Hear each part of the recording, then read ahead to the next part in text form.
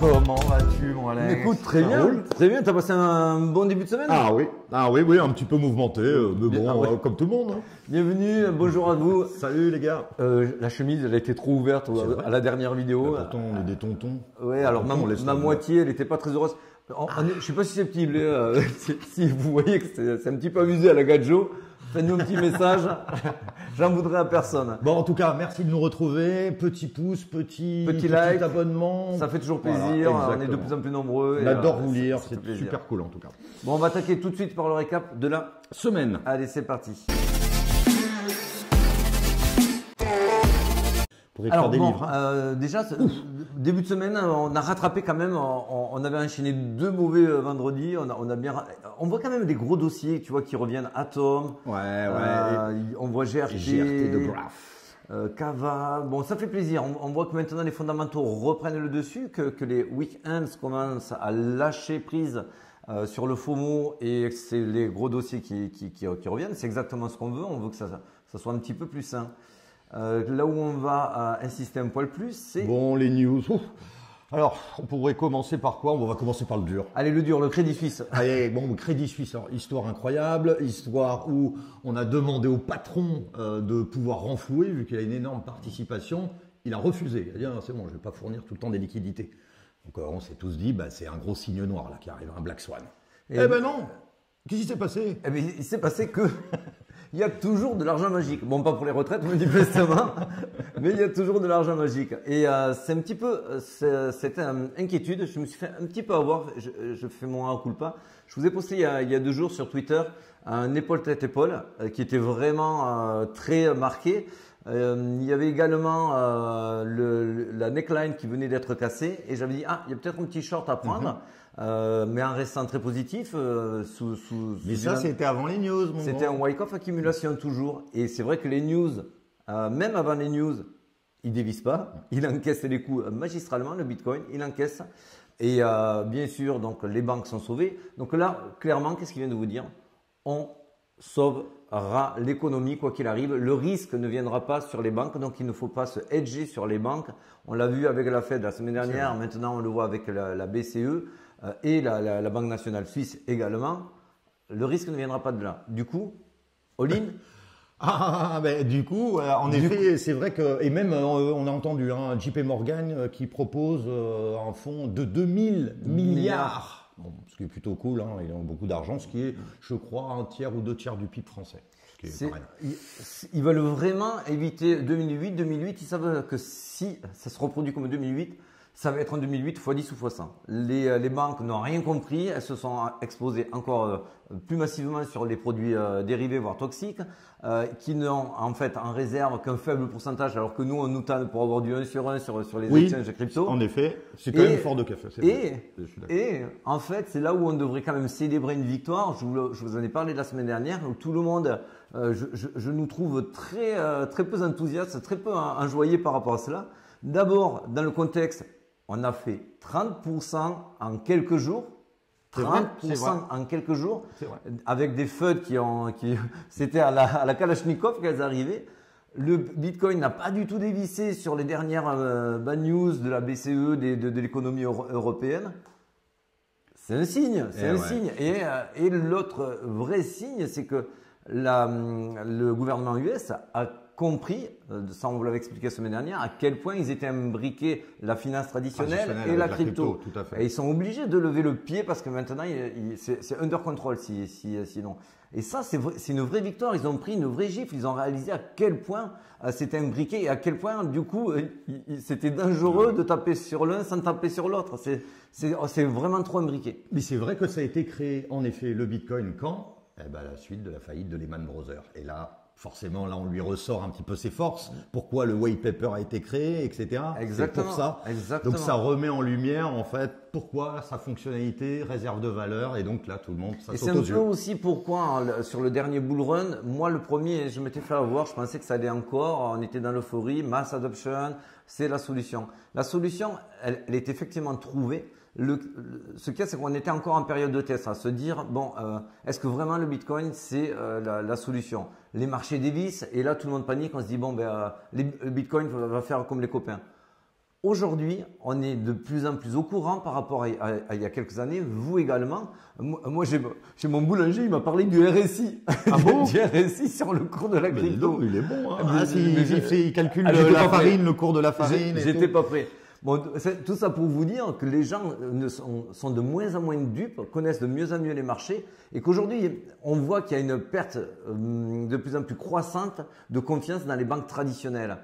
Et le Bitcoin, qui fait face à toutes ces tempêtes, à tous ces tracas, résiste. On voit du coup que ça va se retourner en faveur du Bitcoin. Donc, c'est pour ça que moi je nous trouve vraiment Ouais, c'est vrai. Plutôt cool, modeste, plutôt modeste. humble. Ouais, c'est vrai. Plutôt humble parce qu'on pourrait voir une victoire se dessiner. Bien sûr, rien n'est gagné.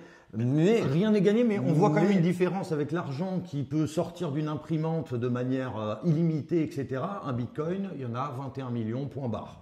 Donc forcément, ça crée une tension aussi forcément sur lui. En 2008, personne n'était conscient de la portée de l'argent Tout à fait. magique.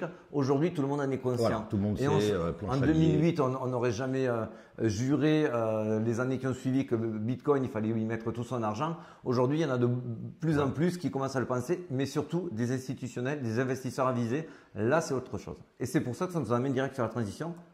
Eh ben c'est parti. Allez, Une petite analyse analyse de de notre Bitcoin. ami.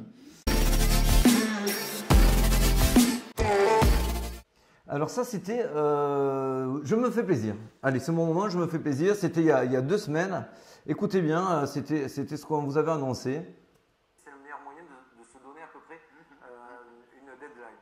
Donc, ça serait pas idiot de voir un 26 600, 26 700 à la mi-mars.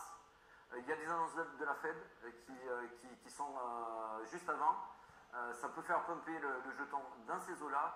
Et derrière, parce que tout biseau qui se respecte fait ça. Bon, après, tout biseau qui se respecte, c'est la cassure vers le bas. Donc, bon, écoute, C'est vrai. J'ai tout vérifié. C'était donné pour le mardi. Ça a bien eu lieu le mardi, les 16 000, le biseau. Il y a Voilà. 10 jours. Il y a 10 jours. Là où j'aurais aimé être plus précis, c'était il y a 8 jours, 7 jours également. J'avais vu la cassure après avoir tapé le haut du canal et pas avant. Mais à culpa. Mais je m'en moque royalement parce que l'essentiel, c'est de voir qu'on est dans un Ouais, le biseau mouvement, exactement, Le mouvement. en tant que tel, bien sûr. Alors d'ailleurs, merci, il y a un follower qui nous a tweeté que c'était un canal ascendant, un double canal ascendant et qu'on était sur la partie médiane du canal ascendant. C'est vrai, on peut l'analyser également comme cela, mais ça ne nous donne pas les targets, notamment quand il y a eu les targets que ça cassait. Quand ça cassait ici vers le bas, on savait que la hauteur de ce canal allait nous donner la baisse de ce canal. Donc ça, c'est ce qui était prévisible, alors qu'avec le double canal qui n'était pas encore dessiné, on ne pouvait pas le prévoir. Je voulais vous montrer ce petit graphique. Ça vient de Zapcrypto. Donc merci à toi, Zapcrypto. Elle travaille sur William, moi aussi sur William et William R. Et effectivement, elle a vu que, alors je vais vous le vulgariser au maximum. Quand vous avez la MA, la moyenne mobile 13 qui crosse la moyenne mobile 21, en sortant de ses plus bas, notamment ici, je vous le remets ici, on arrive derrière sur une période de bull run. On l'a eu donc en 2015, on l'a eu en 2019 et on l'a également ici. On est en train de croiser et de ressortir à la hausse. Voilà, donc ça c'est des données. Vous le savez comme mon accoutumé, c'est pas parce qu'il y a eu 2 fois de reproduction que c'est forcément un modèle. C'est un indicateur. Voilà, cet indicateur vient s'ajouter aux autres, notamment à de la technique. Si on va sur du daily, là on est en daily, on vous avait effectivement dit cette semaine hop, que ça allait nous faire hop, hop. Voilà, ça c'est ce on espérait avec du Wyckoff. Bon, là on voit qu'on a fait le rebond ici et c'est ce qu'on s'attend sur les prochains jours, prochaines semaines. De toute façon, c'est haussier. Ça, c'est clair. Ça, c'est sûr. On est sur du haussier. Je veux dire, je parle sur pas daily. À horizon weekly. Oui, voilà. Ouais. Là, on est le schéma, il n'a jamais été aussi bien que maintenant sur du daily en Wyckoff accumulation. On est dans cette zone-là. Alors, est-ce qu'on est sorti de ce pic ici ou est-ce qu'on est ici? Les prochains jours vont nous le donner, mais l'issue, vraiment, elle n'a jamais été aussi proche pour une sortie vers le nord. D'autant plus que si on regarde comment se comportent les weights et les retails en ce moment précis, donc là, on est sur du 15 minutes pour qu'on ait une vision sur les 2 derniers jours. Sur les 2 derniers jours, on voit que les retails vendent, pour eux, ils se disent, on est sur un top. Ouais, une distribution. Les données sont trop mauvaises. Donc on vend et les weights rachètent. Donc là, il y a un passage de main, les mains faibles au profit des weights. C'est typique d'une construction, d'une accumulation. Je vous le redis, une accumulation. Alors c'est vrai que souvent on peut se dire, oui mais je comprends pas parce qu'en fin de compte ils achètent, mais c'est stable. On va peut-être expliquer un petit peu le côté hedge. Pourquoi en effet quand on voit des whales qui arrivent avec du massif, le prix bouge pas trop. Parce qu'ils se hedge, ils short, ils truquent pour justement accumuler dans ces zones d'accumulation pour que ça soit un petit peu caché. Parce que c'est sûr que si on commence à avoir des mouvements forts, c'est toujours difficile. Regardez ce graphique, on vous le présente maintenant, ceux qui nous suivent, vous le connaissez par cœur. Si on s'installe au-dessus des 25 000, pour moi on sera clairement ici et non pas là-haut comme beaucoup le disent ou le préconisent. Pour moi on sera ici. Et effectivement pour moi si on s'installe de manière sûre sur les 25 000 et plus, on va avoir l'arrivée des médias qui vont arriver en disant ça y est, voilà, c'est là où il faudra faire un petit peu attention. Et c'est là où on arrivera sur un bull run. Un bull run, attention, hein, on n'a pas besoin d'1 an pour aller. Ça peut faire en 1 mois, ou 2 mois. 2-3 mois, regardez les derniers bull runs. En 2-3 mois, vous avez des plus 50, plus 100%. Au niveau des liquidités, alors c'est assez équilibré en soi, mais pour moi, il y a quand même beaucoup plus de liquidités à aller chercher au nord. Et ça va dans la tendance, c'est-à-dire que c'est beaucoup plus facile d'aller appuyer le marché en tendance que d'aller contre tendance. Donc s'ils veulent aller récupérer de la liquidité, ça va leur coûter moins cher. C'est un petit peu ça le thème. Un petit peu de fondamental, il y a la BCE. Oui, alors la BCE, elle nous a calé des taux à 3,7, c'est ça? 3,5. Pardon.